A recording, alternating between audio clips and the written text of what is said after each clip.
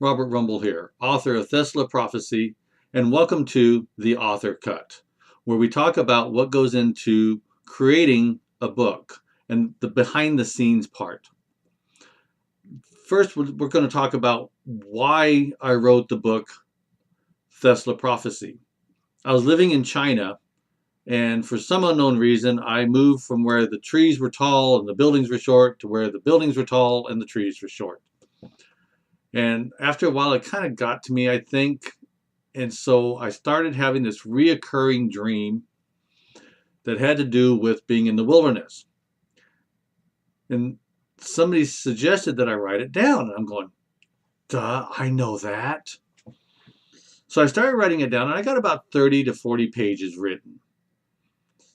And I was really curious as to where the dream would go from there. But I went back and I was looking at my writing, and some places I had first person, some places I had third person, some places was present tense, some was past tense. And after playing around with it for a little bit, I decided on third person present tense. And I continued my writing. Well, after 3-4 weeks went by of working on it, I started to notice I had a number of pages written on the computer. And I started to do some research. How many pages are in a novel? Just out of curiosity. And I couldn't find it. And finally I found that it's not the number of pages, it's the number of words. Okay, so I looked at it, and I had about 70,000 words written. I'm going, whoa, I didn't know I had that many. And I still had 2 chapters to go at least.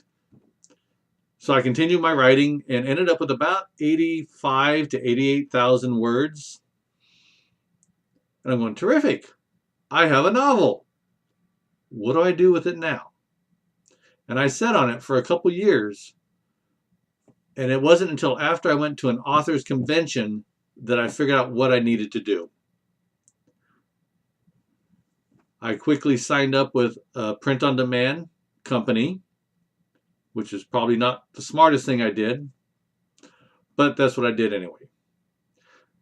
And it's now on Amazon, and you can go to thesilaprophecy.com, where I have backstories for some of the characters, for some of the locations, for the world, for the cities, and other portions of the book.